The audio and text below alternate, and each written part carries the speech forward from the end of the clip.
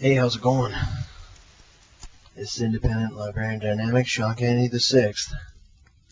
Episode number is 732.653.663.398.36.8.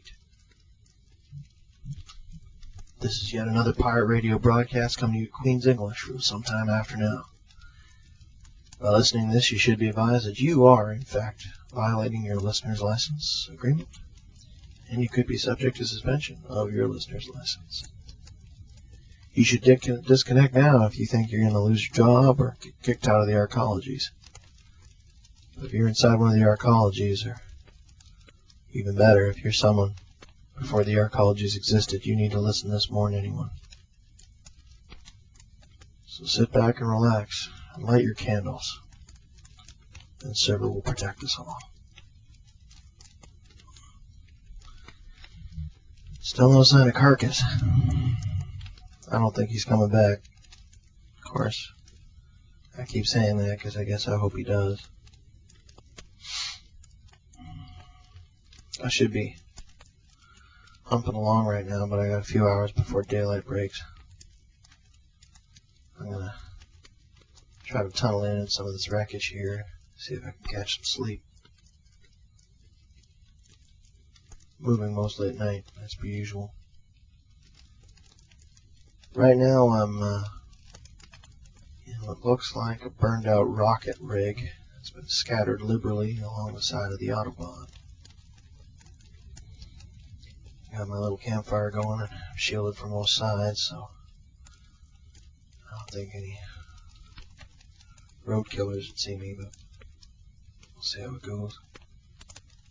Gonna have to backtrack a little bit, I guess. See, all the megas, as the megas were being created, after the smaller cities started to fall by the wayside and the dead were piling up, megas still needed to have business. Money still needed to be made. So they needed to have commerce, trade. And the arcologies were set to be self-sustaining. They were supposed to just, be this self-contained unit. But even still, with a company, you have to be able to ship. You have to get product from one location to another. As the world burned, this became more and more difficult. Desperate people will do what it takes to get what they need. Shipping food is almost impossible. I mean, the waste tech trying to ship surplus scrap from one city to another in order to avoid waste they needed a way to do that. Now, normally, what used to be done was they'd use a lot of the time they use air because of how fast it was. In the old days, they used to be able to take planes every day and arrive within a few hours. But as the Great Asian War raged and all the protests and terrorist groups moved on and up and in, aircraft were just a giant weapon. Oh, sure. They tried to institute security measures, but there's not much they can stand up to people who really care about what they're doing. I mean, if they don't care if they die, they can take an aircraft down. It got so bad with these giant missiles falling out of the sky, called planes, that it became almost a 50-50 chance whether or not, if you were on the plane or if your product was on the plane, you could even reach its destination. They didn't really care so much about the lives. I mean, sure, they screamed about the tragedy, but the flights where 10 people were lost were really screamed about because there was, a couple $1 million worth of product on these planes that was going to waste. People could be replaced. There's all kinds of people. It's a joke inside the arcologies. Hey, maybe we should buy him a ticket somewhere. That way, if he dies, everyone gets promoted and things move on. So the corporations stopped using the planes for transport. The next bet, of course, for mass amounts of freight was, trains. Trains you could load right up. Problem there is that a train, although it can pull a lot, runs on a very limited route. all you have to do is dig up some railroad tracks and derail one train, and, well, you've taken out the train and killed everyone on board all in one fell swoop. You and the rest of your raiding party can take your time, pick through the cars at your leisure. Veritable cornucopia. Trains were the flavor of the month for about, 6 months. Then they realized that wasn't going to work either. Desperate people will find a way, you can bank on that. Of course, there's always water. Trying to ship things via passive tanker truck, which is great if you have commerce with other countries, but when all other countries are at war with you and pirates on the open sea are at a level unprecedented at any time in history. It was so bad that a lot of these ships, they would sail from port and they would just fire on any other boat they saw, because every other boat they saw, 9 times out of 10, was a pirate vessel. They tried everything. They'd sent distress signals, and when the ships got close, they got raided, and it was brutal. I mean, shipping across the sea, it's done by boat now, but I mean, that's a whole other story. The pirate vessels and trying to deal with that. We still had no way for our colleges to have commerce with each other. That all changed with the invention of plasteel, one of the first task-specific materials. Task-specific materials were created as a form of copyright. See, people didn't want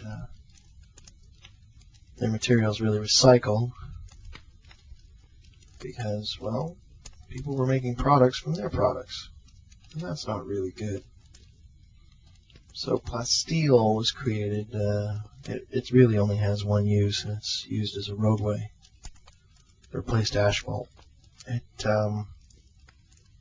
It's a plastic steel combination, as the name would kind of depict. But the thing with plasteel is that it's unbelievably strong once it's cured, but it can't be shaped hardly at all. I mean, it would crumble if you tried to make anything out of it. So all you can really do is make it in a pile and make the top flat, and that's about it. So when plasteel came out, the dream to, well, with no small amount of political involvement, they created the concept of making the great superhighways, called the Autobahns after the German superhighways. Now these superhighways are about 500 feet wide and about 30 feet off of the ground, and almost laser level flat. Harder than steel, harder than ice. It's unbelievably hard, this stuff. There's been aircraft crash into them and they hardly even scratch. I mean, this stuff is unreal. Some people make bunkers and they use plasteel over the top, but it's so heavy that you can't support it with a beam. It needs to be constantly supported. You have to have a support mechanism that can handle that kind of weight. So it's almost impractical to use for anything other than simply a roadway. But wow, what a roadway it makes. So the first of the Autobahn was completed when they connected the East Coast to the West Coast with this 500-foot wide monstrosity. And with all the desperation that occurred, then a whole new market opened up for rocket rigs. You can't stop for gas when you're traveling through the wastelands because, well, you will be attacked and murdered by road killers. We'll talk about them in a second, but naturally, they had to rearrange and redesign the whole transport concept, so they came up with the concept of rocket rigs. Rocket rigs aren't powered by rockets like the name suggests, but they are powered by these turbines, these ramjet turbines. They sound like a jet, but they're actually electrical. They would take these huge, transports, and they're usually about anywhere from 15 to 20. Some of the big ones are 25 feet wide. They hook these ramjets all around them in a big cluster, spin them up using a rad pack, same things we use to power houses in a lot of the cities, and then hook 5 or 6 freight cars onto the back of it. Each freight car's got about 12 wheels on it, all bulletproof rubber and the rest of it. You just hook it all up with titanium and carbon fiber and spark up the rig, and they scream back and forth on the Autobahn, anywhere between 400 and 600 miles an hour. It's kind of an amazing thing, really. I mean, driving a rocket rig would be something to do, but I mean, when you're having to cover that many miles, it's pretty dangerous. A lot of things that can happen, a lot of things that go wrong. You lose control of that rocket rig, there's no one who's going to help you. There's no one who can... Don't worry, there'll be people who show up if you crash, but they're not there to help. So, you know, like they're a society to themselves, the rocket riggers. I mean, they're all independently owned, family-run organizations. They sign up with different companies, and they live, eat, sleep, and breathe on these rocket rigs. They got gunners on them and weapons and whatnot, but I mean, quite often you can't have that. Sometimes they have a whole family, like there'll be a rocket rig family, and they all live on the rig, and in case of an attack, the children get on the gun, and the wife will get on another gun, and everybody shoots. The road killers come for them. That brings us to road killers. Just like you got pirates on the high seas, you got pirates on the highways. Road killers were the first ones. Were just desperate people who needed supplies, money, food, whatever, just trying to survive. It becomes very lucrative very fast when you're attacking transport trucks. So as technology adapted, so did the road killers. Road killers are nothing more than highway pirates. They have huge rotting bands of vehicles, bikes that do high speed, nitrous packs. Some of them run electricity, some use old gas, some use waste gas. Most run on waste gas. Specially selected high performance parts to help them do their job. Every road killer crew has a different method of trying to hijack a rocket rig. I mean, sometimes the rig will be barreling down at high speed. And they'll have bikes that can go fast as the rig can. They haul up alongside, grab hold of the sides of the rocket rig, and get up on top, try to gain entry, kill everyone inside. That's dangerous, though, because if you flip the rig, then you lose your front men. But you get the rig. Still, 600 miles an hour, you destroy a lot of your product. This is why the number one thing they want to do is try to slow it down. They try to slow down the rocket rig. If that rocket rig picks up anything on its radar, it's just going to crank out its speed to the max. And it's pretty hard to get alongside of something doing 550 miles an hour. That's their defense, is their speed. So usually they'll set up a series of barricades and roadblocks and hopes that will slow them down. Yeah, that doesn't really work, of course. Sometimes, like, you won't stop one with a roadblock. A rocket rig will not stop at a roadblock. I mean, these things are, as the threat increased, so did the design and engineering of these things. I mean, they've got a ram prow on the front that can take a head-on collision with another vehicle doing, up to a certain tonnage rating. Just absorbs it and pushes it off to the side, They've even got rocket rigs that'll take a head-on collision with another rocket rig, and it's designed to push the other rocket rig off the side. And that's probably what happened to this one here. It looked older. From the way it's been shredded like this, I'd say it's probably hit another rocket rig, probably head-on, and the other rocket rig just pushed it off to the side. Those collisions don't happen often. Not on purpose, anyway. Sometimes pirates will get an older one and send it towards the other rocket rig, and the collision, of course, they don't care about it. They just, wait for the wreckage to stop smoldering, and then move in and clean up the loot. The problem here is that either way, you're dealing with a lot of steel and a lot of tonnage moving at high speed. It's a dangerous game. Rocket riggers have a radio net they use. These like rocket rig radio stations that every rocket rig is hooked up with a repeater. Rebroadcast their signal as they travel. They're in constant chatter and communications like the old CB truckers. So everyone knows where everybody else is, and they have their own sort of traffic control system. They got radar that'll scope up 50, 60, 80, 100, 150 miles in front of them, depending. That way they can got a little bit of warning if you happen to come across something. Some of the big rigs, they can, depending on the unit, I mean, this is all variable. Some rigs don't have radar. I mean, that's pretty dangerous, though. I mean, you'd want to have radar, but the good ones, they get radar units put in there. Some can do 500 miles, some can do 1,000 miles out. That's big bucks, though. But they make it. They make it. Everybody in the family is a mechanic. Now,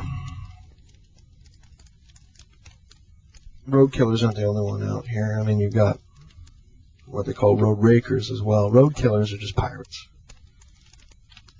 The road rakers are these communities that set up along the highway. The lions, the predators of the highways, these road killers, they would show up, take the prime stuff, and leave the rest to rot. They didn't care. They just showed up, raided, got what they needed and left. Well, there's still a lot of wreckage there.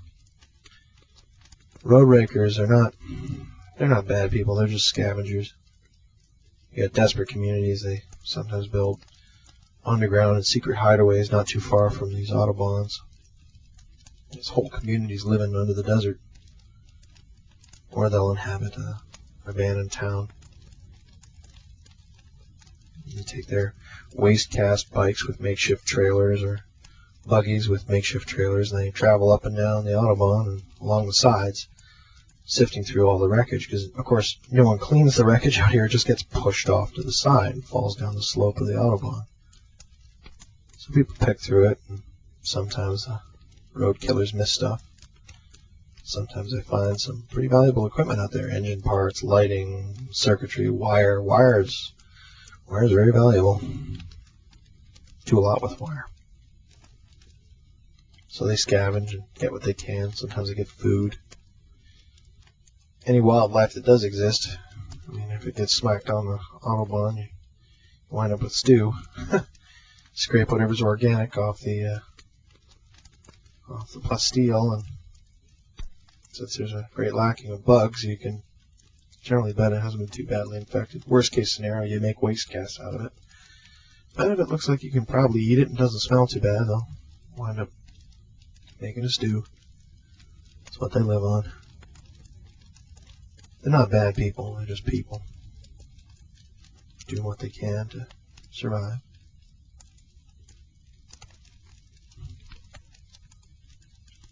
They're in just as much a danger as the rocket rigs. I mean, if the road killers find a raker community, they raid, kill, do whatever they like with them. Maybe they'll leave them alone. Chances are they'll raid for whatever valuables they have as well. So the rakers and the road killers, they don't get along very well. A lot of outsiders don't get along with other outsiders very well. Here comes a rig now. Hang on, I'm going to leave the mic on, hunker down, listen to this thing go by. This is something. Listen. This is DJ Marco, don't kill that proud on Rocket Rig Radio. And out here we know the truth about what's going on and making sure our product arrives on time and on target. Yes, absolutely. I will report to see that yet another dust storm is going to be sweeping across the entire central United States. Nothing new there. Wonder why we even issue these reports. We all know what the road looks like. We know what the road looks like better than anyone else. Watch out on the autobahns if you wouldn't want to hit any of them breakers, but as far as I'm concerned, they're just considered more roadkill. Stay tuned for further updates here on Rocket Radio, where riggers are rocking. Man, that's quite a vehicle, isn't it? I mean, say what you like about it, but I mean, it would be cool to have one of those. Even being a librarian, I can appreciate that kind of engineering. I don't think I'd ever want to be a rocket rigger, though. It's too dangerous. Never mind the road killers, but there's lots of other kinds of things you got to worry about. Natural disasters, sandstorms. That's dangerous too, because you've got to deal with the massive winds that come down. They say sometimes the jet stream comes down, touches. I'll take a rig right off the road. Then, don't forget you got the soldiers and weird. I mean, anything can happen to you on the Autobahns.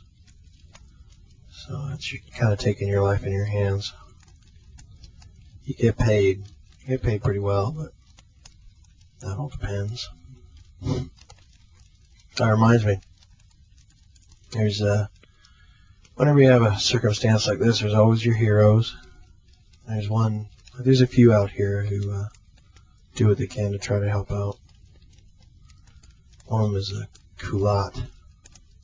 Great Culotte. She was a bit of a legend.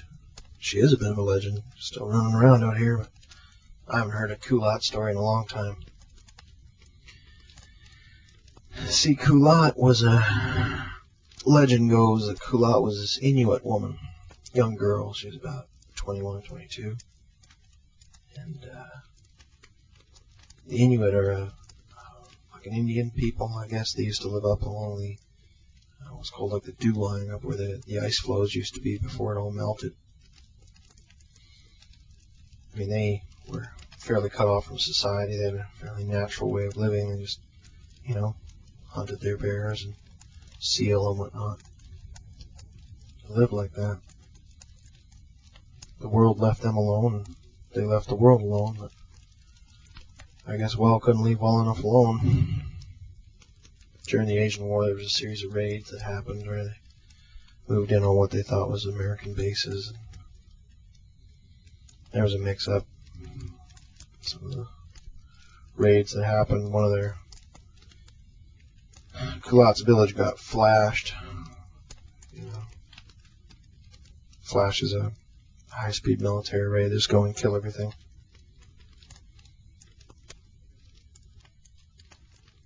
They say that she was a mechanic. She was one of these gifted girls who could do just about anything with machines. Intrinsic understanding of how machines worked.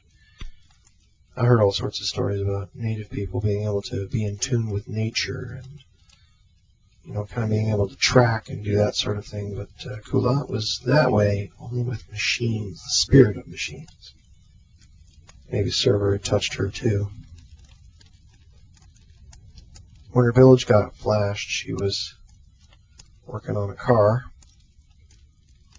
And before anything else happened, there was eruption of gunfire, people dying everywhere. But the Inuit are no slackers. They knew what it was to be attacked. You don't go walking into a snowbound Inuit village with soldiers and snipers and expect to walk away with no casualties. She was just a kid. All she knew was vehicles, so she just stayed in the grease pit where she was. And power got cut, so she stayed in the dark. And essentially, what was a trench? The garage got hit with a rocket, and the whole thing collapsed in. But with the car over top she was working on, she was okay. Kind of became her own little bunker. A few hours later, she managed to dig her way out. The village was destroyed. There was nothing left. Every man, woman, and child was killed. And there she was, alone in a village of the dead. 2 hours. Unbelievable. So, the Inuit are survivors, every last one of them. To look at her, you wouldn't think she was anything special. They say she's about 5'6", 5'7", long jet black hair, straight. Looked kind of Chinese. The Inuit have sort of a Mongolian kind of Chinese look to them. Slender. Very muscular. Beautiful, I suppose. Some could say, but I mean, when you're dealing with that level of spare, beauty seems to be lost. But the Inuit are survivors. Even when the village got flashed, I mean, everything was heating up. Things were changing. They knew that their way of life was terminating, so they were all taking snaps.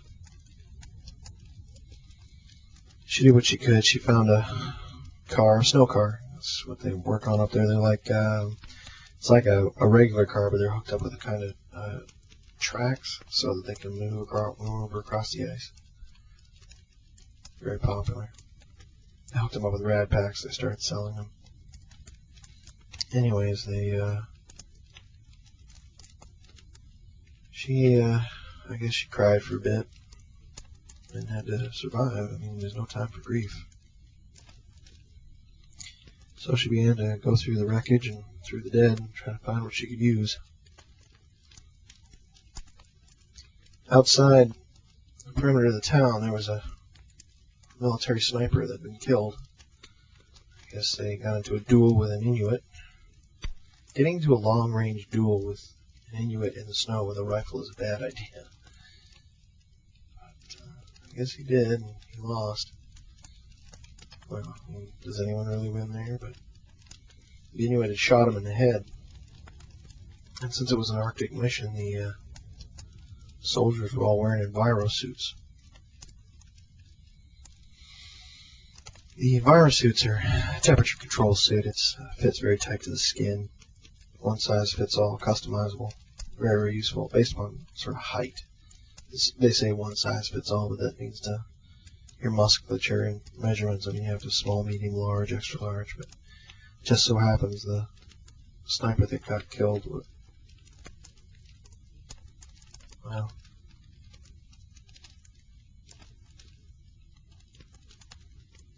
about the same size as she was.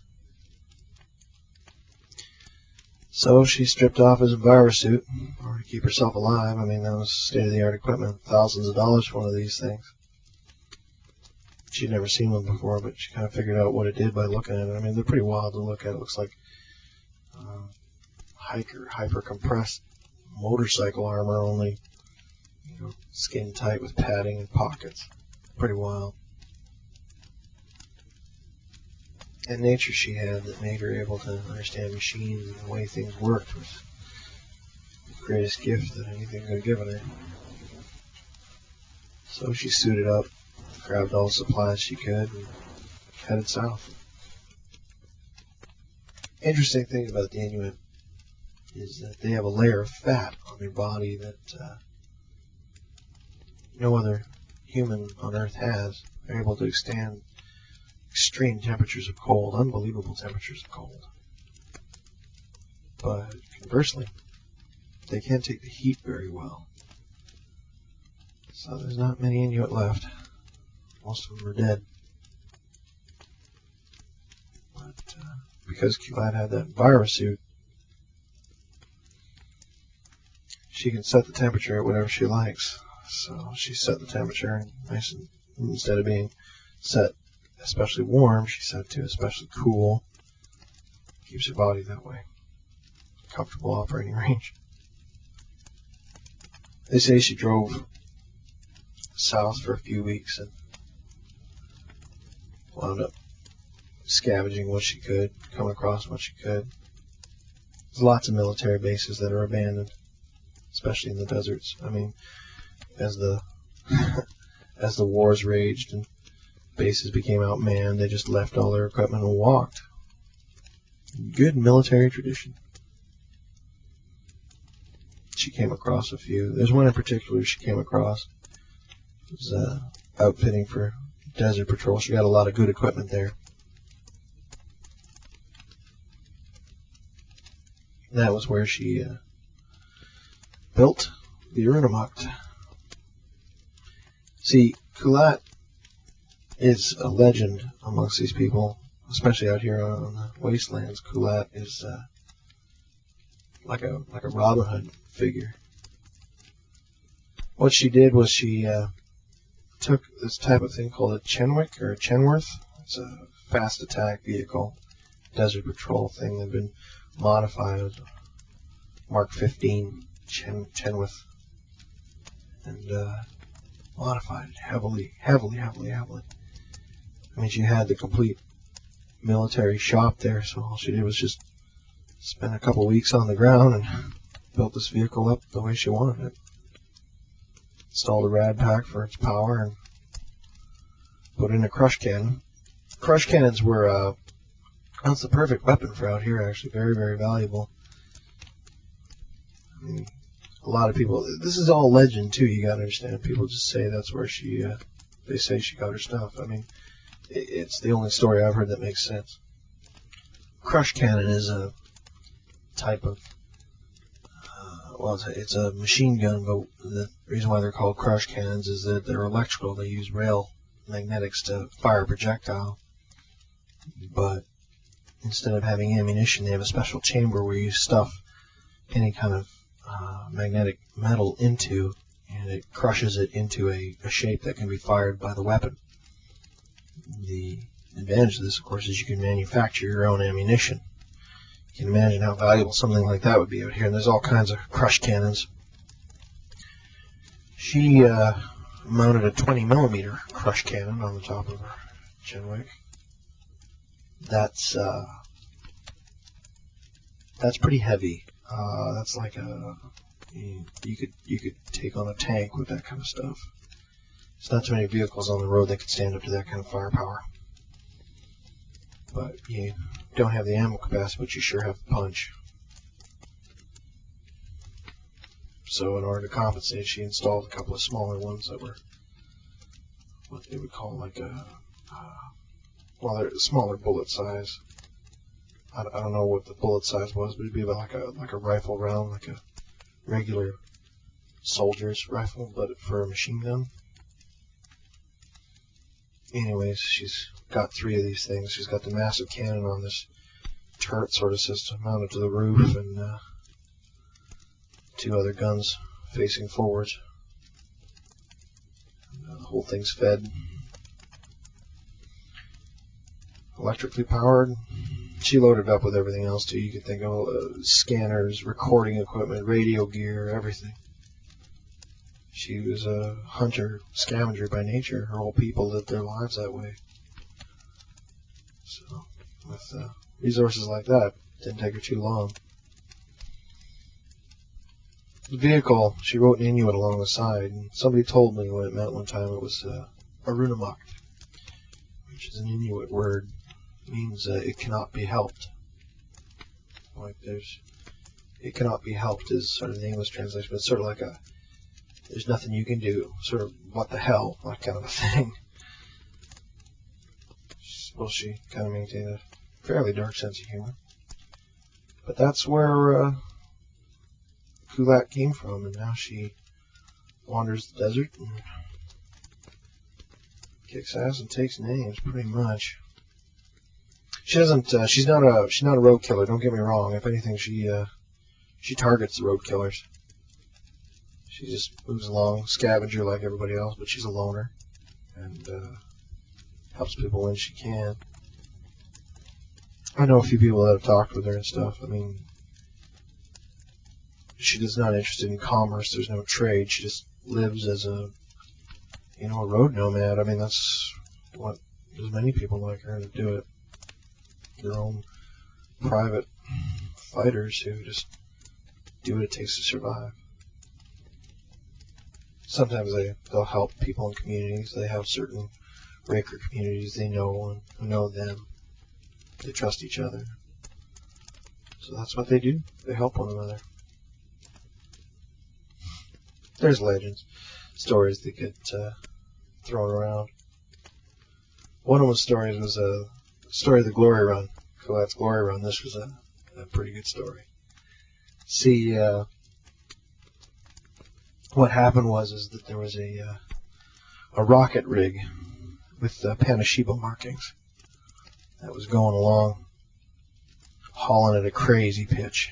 just moving.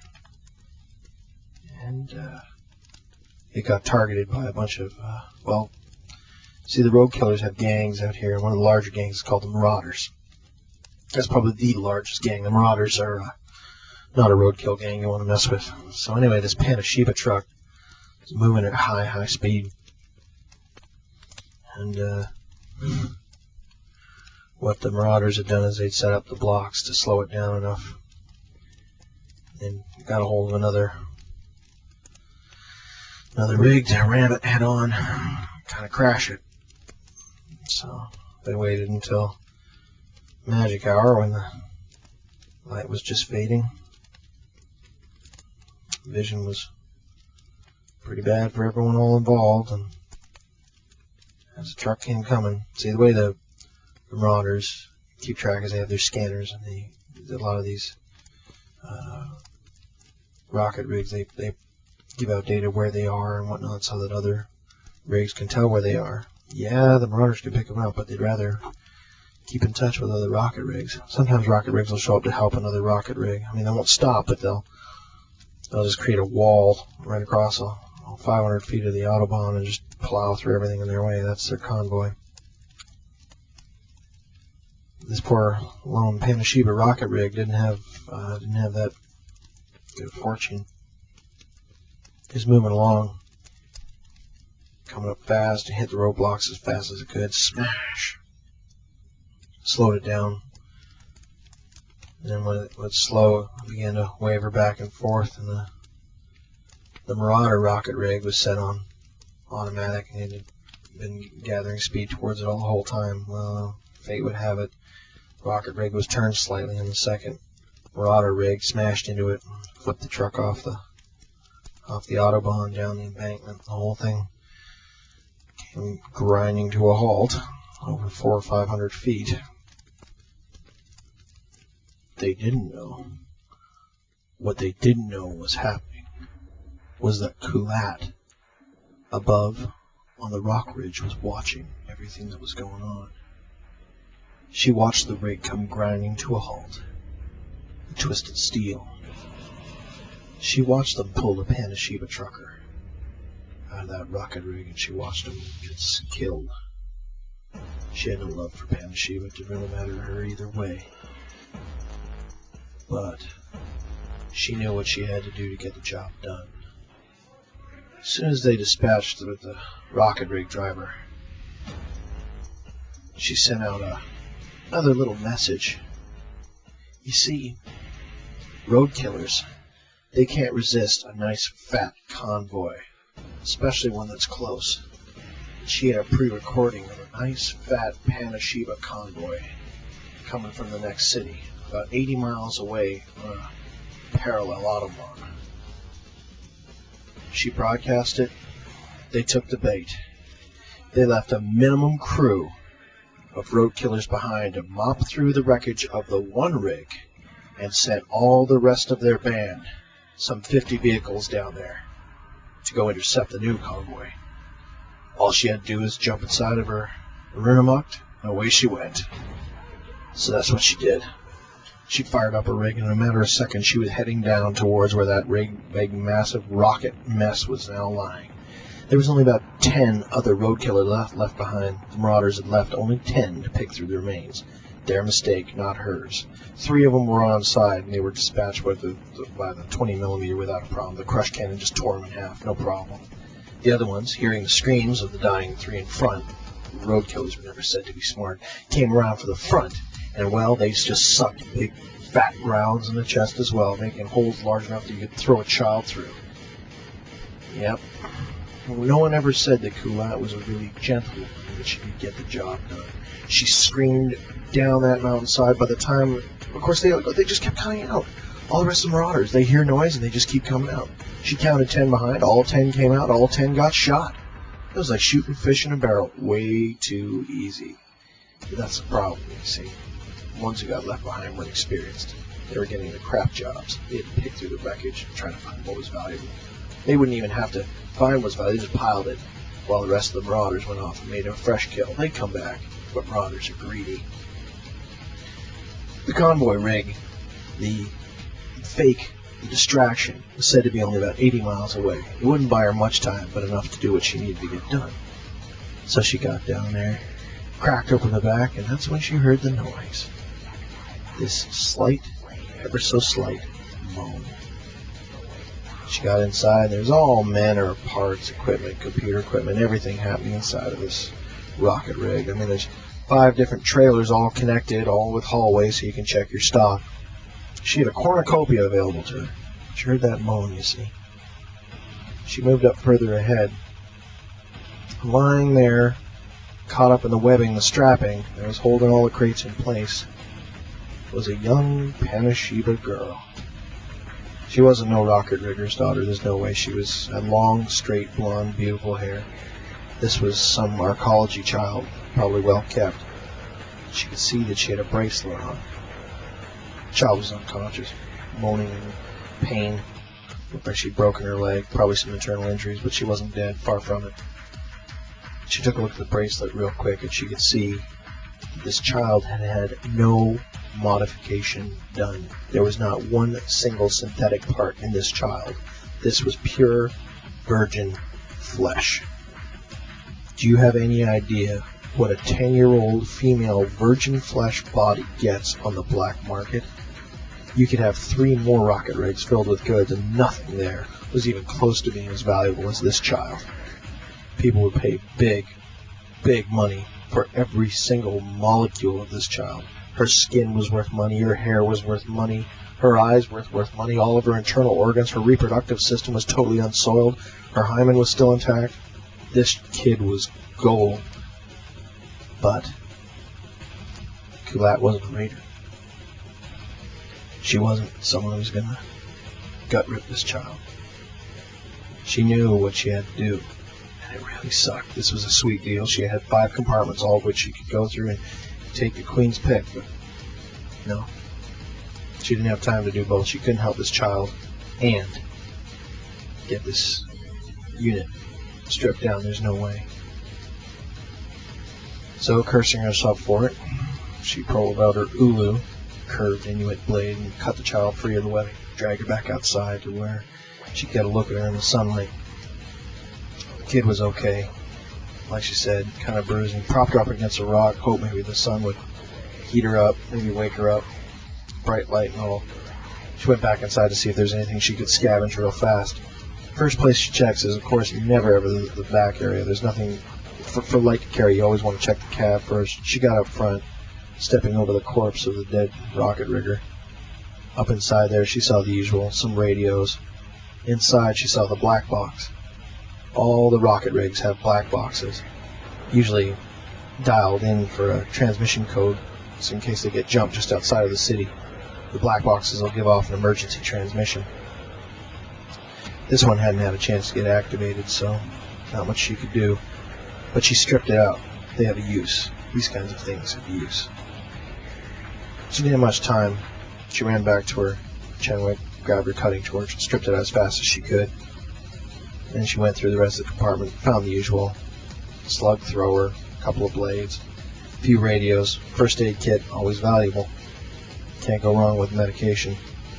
In the back, the Panasheba parts were all too big. There's a few chips, that kind of thing, but she didn't have time to sort through the boxes. As it was, turned out she was in there for too long. She came outside carrying one of her satchel bags to throw in the Chenwick. She looked on the rise, and she could see one of the Marauder scouts on a bike, just on the skyline. She pulled out her spyglass and threw it down. Her natural vision was pretty strong, but that glass she could see way better than the average person with that spyglass. And there he was, Marauder scout on the rise, with a set of binos. She looked behind her and cursed herself because the child was sitting in plain, broad daylight, her long hair, blonde, glowing in the sun. Why didn't she just put up a sign?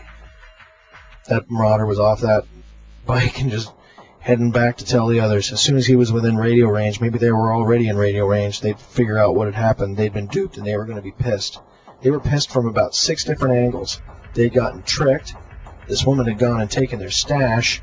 And more than that, she claimed the jewel of the whole prize. She'd taken the lion's pick of the whole rig, The real bad thing about it was she wouldn't be able to make any money. She grabbed the kid as quick as she could, still unconscious, threw her in the back of the Chenwick. She'd had a passenger seat harness made in there in case she did happen to find someone she wanted to help. Hooked onto like what she'd created as a 10-point seat harness. Once strapped in there, that child wouldn't be able to move. Kind of served dual purpose. It could be a passenger, could be a prisoner. It really didn't matter. Once they were strapped in, they're not getting out. So she strapped this girl in, got ready to haul. And haul she did. The problem is that this was getting better by the minute. You see, the rocket rig was down, and the Marauders were all dead on the ground, and she'd been sighted. But it was a long, long way back to go to the city where this truck came from. So it was too far to go. She wouldn't be able to make it. More than that, it could be far too much of an inconvenience for her. I mean, those Marauders would chase her right across the desert. She didn't really want to fancy a running gun battle all the way across the desert, because the Marauders would do it. The second problem is that there's both Raker communities all around this location, who she was friendly with. There was only one path that was open that headed through trailer trash, and that was heading towards the next city. That was her only bet. If she could get within city limits and get contact with the Panashiva Corp there, they'd come down and pick up this kid. They took that kind of stuff seriously. Not all decency had left. The security, most of the Corp cops were all ex-military, and rescuing children is considered to be a perk in their line of business, especially if they happen to be their children, Panashiva children. Panashiva was rather big on family. They liked the whole concept of keeping their employees happy. So there was only one way she could go. She had to go through one of the trailer trash hells. Trailer trash hells are where most of these trailer parks built up over time. Eventually they just got overrun with zombies, wasteland zombies, people, mutants, whatever. I mean, it's a huge garbage dump, a dung heap of pain and agony. Mutants everywhere. But she knew that those road killers would be on her back. The Marauders weren't going to take any prisoners on this one. And if she got caught, or if she led them through any Raker communities, those Raker communities would just get marked, and later on they'd get burned. Way to go. This was getting better by the second. By the time she was ready to move, the first of the Marauders were already coming on the hill. The highway stretched on at 12. They were coming in at 2, so she had to leave at 10, but she had to make it look like she was heading for 9. Didn't really work so well. She spun the truck around and started heading back the way she came, and just went down on the opposite side to where the Marauders could see. And the minute she hit the ground off the Plasteel off-road, she spun the Arunomact around and headed back the other way. She was going to head out about the 10, but she had to run parallel with the highway. It was a dangerous game. She had to hope that they weren't catching her on scanner. That Plasteel would block just about anything that was coming in, so they would know they'd have to guess which way she was going. Anyone of their right mind would run from the Marauders in a straight line, quickest way out. But her people were hunters by trade. They knew all about how to deke the predator, how to lead the beast. And she knew everything about the road and the machine. She knew about the technology. She knew what the scanning would be happening. So she deked back. She was going to backtrack and lose them somehow in the mix. With any luck, they'd overshoot and just keep on heading into the desert looking for this mythical ghost. But today was not the day. The ghost named Claudette's luck was just on the verge of running out. She was heading back. She got about, parallel with them when one of the scouts came up on the crest of the hill. They knew they'd be able to get faster speed by not going off-road, by getting on the Plasteel. Happened to look down off to his right, and there he saw the Arunomact, cool out at the wheel, screaming as fast as that Chenwick would go. The engine revving.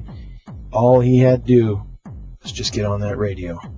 He pulled up the mic, brought it up. She fired a single shot from the 20 mil on the turret. He caught him, but not before he could press the button. They saw the biker get ripped in half. Maybe if no one was watching, she would have been able to get away. But such was not the case. She bought a little bit of time, but not much, maybe 30 seconds. But that's longer than some children live in this world. She was going hard and fast. She'd gotten about half a mile's distance, maybe if that, closing fast before the Marauders knew exactly where she was going. They all turned tail. A huge flanking line descended across the Plasteel, and that's when the gunfire started. Eruptions a whole virtual wall of lead heading towards her at high speed. Death singing towards her from road killers at 1,800 feet per second. It was just amazing how much fire can be thrown out by a pissed-off band of pirates. But still, she drove on hard and fast. She took advantage as much as she could of the dead ground, but there's not much in the way of hills. She had to use the natural cover, the sloped, hilly regions, what they would call in the military field the enfiladed fields of fire and the defilated fields of fire. But even still, marauders were coming fast, and their vehicles were not weak. Marauders had been around for a long time in the desert, and they knew exactly what they needed and how to move. Colette had had run-ins with them before. Colette, they were no stranger to her techniques and her trades. They knew she was formidable, but they'd been wanting that vehicle of hers and her head on a stick for so long it wasn't even funny.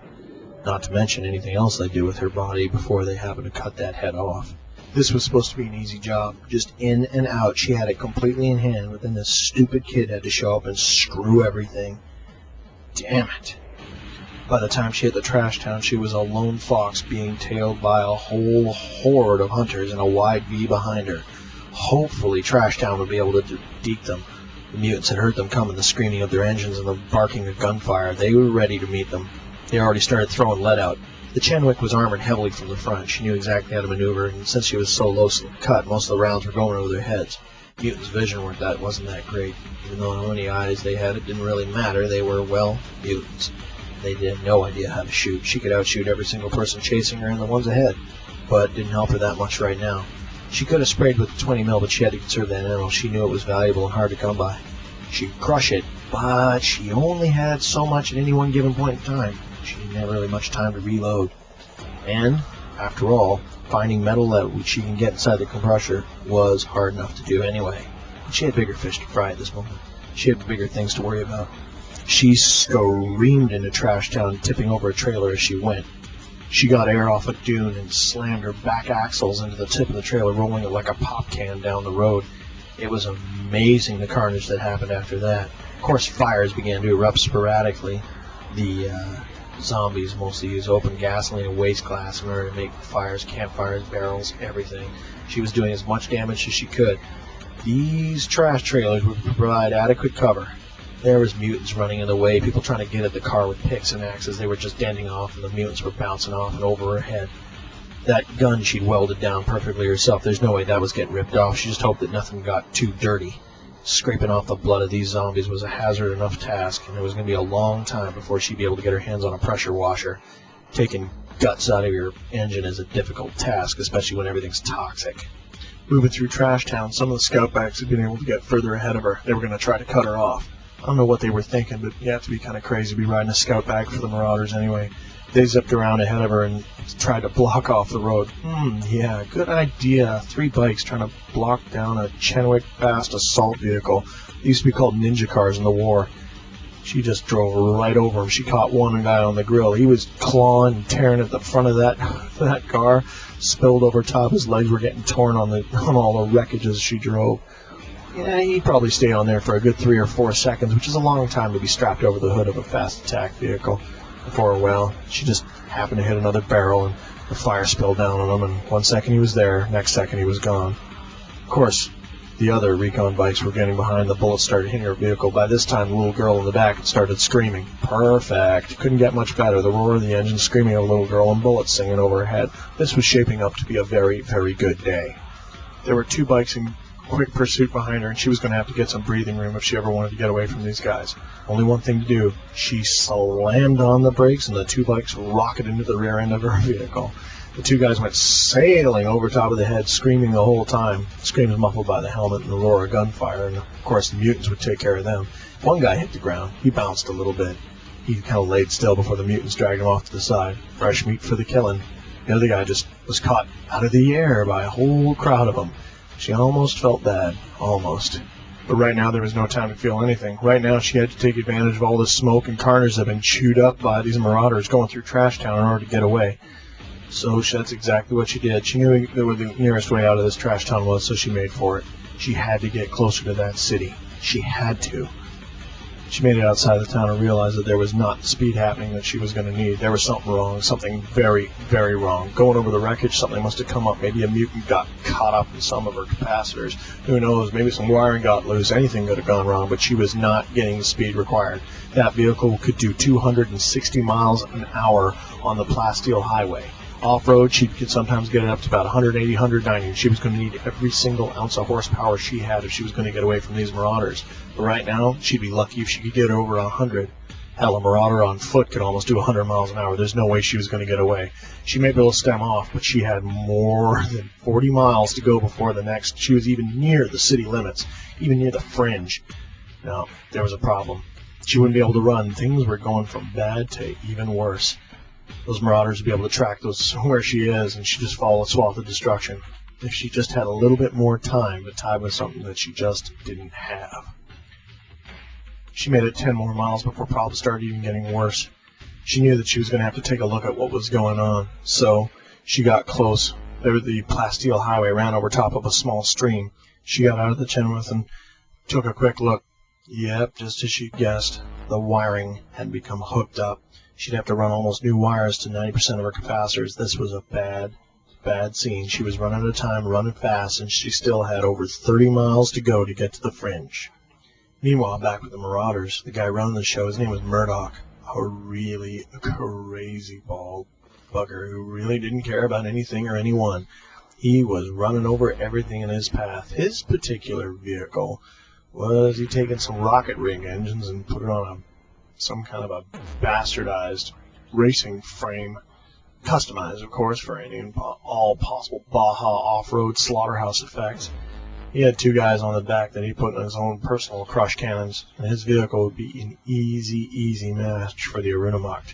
He knew what he was up against, and he wanted Kulat's head on a stick. He had to have her. He had to get her, and these trash zombies were just in the way. He got constant radio reports from the rogue teams, and everybody answered to Murdoch without a problem. They all knew that he was crazier than anyone else, so he was the one in charge. The marauders always got to kill. Somebody was going to die. Whether Murdoch killed one of his own or they all got their hands on Kulat, it really didn't matter, but someone was dying. He knew that today for sure. These zombies didn't count. They were killing them wholesale. They made their way through the smoke and the debris. It wasn't long before the scouts picked up on the distinctive tracks of the Chenoweth.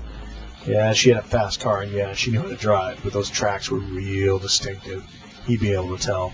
Those zombies got any wheels anyway, so it was just a matter of time. He'd come up and crested the hill to see the Chenoweth. Oh, look, it was having technical problems. Things are going bad. She was just getting back in the vehicle. She had nowhere to go. She didn't have enough time to fix it, that was for sure. So what did she do? Well, looked like she was up for a glory run. If she wanted to have a wonderful game of chicken, he'd be the guy to oblige her. She jumped back in the vehicle and started shotgunning towards him as fast as she could. The engine was screaming. Of course, all he did was kick on the extra nitrous so that his engine screamed too, and it was going to be head-on to head-on. All the other marauders fanned out on either side. Either way, they won. Either Murdoch was going to die, and somebody else was going to be in charge, which meant a promotion for all involved, or, well, Kulat was going down.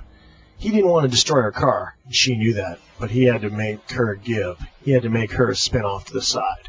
And she did. She turned last minute, deking as hard as she could. She could not believe how maneuverable that car was. He tried to think about how wonderful it would be if he could put a man in that cockpit, because he knew that he could outperform her any day of the week. She zipped by him and happened to take out yet another scout, newbie on one of the bikes. Didn't matter. The rest of the squad was ready for it, and they began to give chase once again. But she wasn't far enough ahead. They'd had mag harpoons ready to go. Usually use mag harpoons to lock onto the rocket rigs to slow them down. Yeah, they can push through a lot, but they can't pull much. It kind of decreases their general speed when you hook them up to a couple tons of trash in a mag lock. Her vehicle was damaged. There's no way that she should be moving as slowly as she was. So now it was all about enjoying it. He took about 4 minutes to line up a perfect mag harpoon shot right onto the back of that stupid little buggy of hers and nailed it tight. From the truck, he just slammed on the brakes, and the Chenoweth, although it was quick, didn't have the pulling power. Yeah, it slowed right down. The rest of them came up and threw the magnets over top, scrambling all over electrical frequencies inside, and it was over. She was caught. They were all pulled in tight, making a nice big circular ring all the way around the down car. The Arunamakt was finally caught. They finally got their hands on Kulat, and there was not a thing she could do about it. She was already half out of the vehicle. The boys were having a bit of fun with her, slapping her around. Kicked her a few times, punched her a few times. As long as there was no steel involved, if anyone was going to cut her, it was going to be him. He was going to have his fun, and then he'd throw her body out to the wolves. Today was a good day. They'd gotten a new car for his personal pleasure. They'd gotten him a new woman for his personal pleasure. And they managed to get the jewel, a perfect blonde child that... Where was the blonde child? They were clawing through that vehicle, and there was no child inside.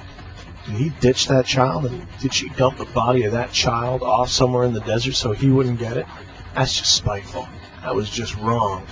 She was still getting slapped around, and there's obviously no child to be seen.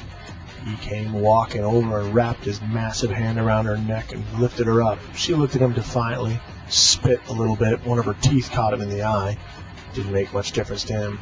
He shook her little mongoloid face and said, "Where is the child?"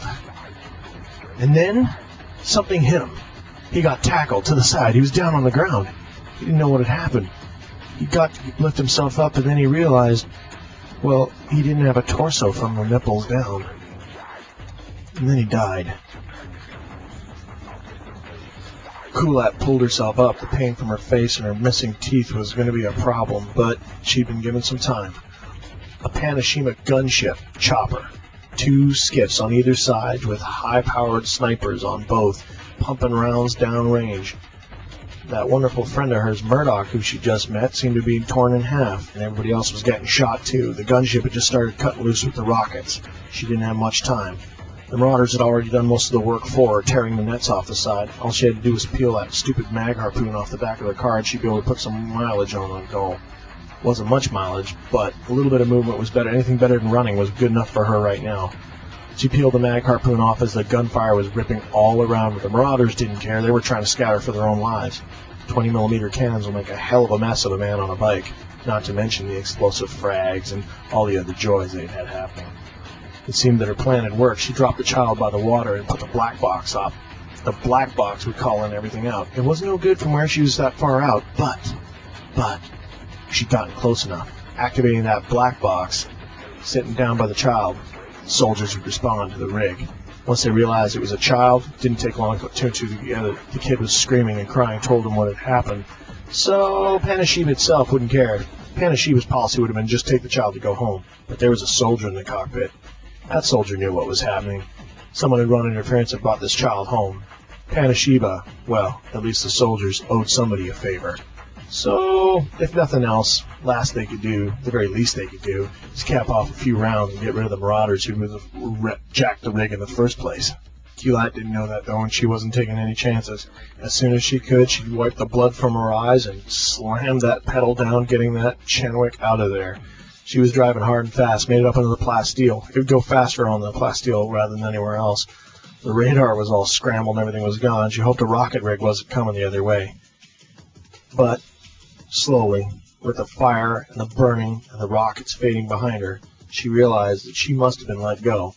If that hadn't been cemented home, just as she was getting away, that gunship came flying overhead and spun around some 500 feet ahead of her, looking right down the barrels of the twin snipers and at all the rockets and the guns on the gunship. All it would have taken was a finger twitch, and she'd have been history. But instead, Chopper bowed slightly and then headed straight back for the city. Seems like she'd made a friend in Panashima. She made a friend by saving a child. The child's name, incidentally, was Gloria. She was just a kid who decided she wanted to see the world, so she jumped a rocket rig. Bad move. Almost cost her life. Cost Kulat a few teeth. She came out of it okay. As the chopper went back in, she drove off into the sunset, and that was it. She's still running around out here somewhere. Kulat. Never met her. I think I've seen her car once. The Arunamakt. she always, these stories get told to me and I pass them on to you. But they give me hope. They give me hope that at least there's a few decent people left out there. I hope you can pass these stories on. I hope you can let people know about what's to come.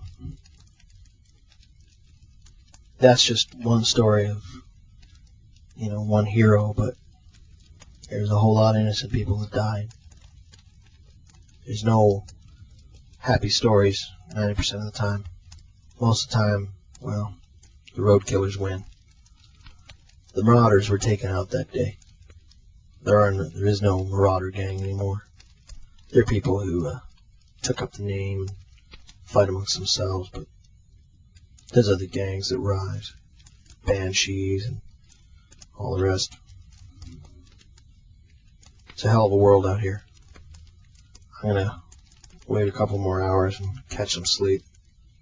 By the wreckage, I should be fine. I'm going to hit one of the Raker communities and try to get resupplied. I guess that's about it for now. Hope you guys are receiving this. I hope I'm getting through. This is Independent Librarian Dynamics, Sean Kennedy VI. I hope you listen to what I got to say, because although these stories may be exciting, it's a bleak world that I'm calling from. I'm broadcasting from the wreckage alongside of the Autobahn, somewhere deep in the wastelands. Please, let other people know about the coming storm. Please help me.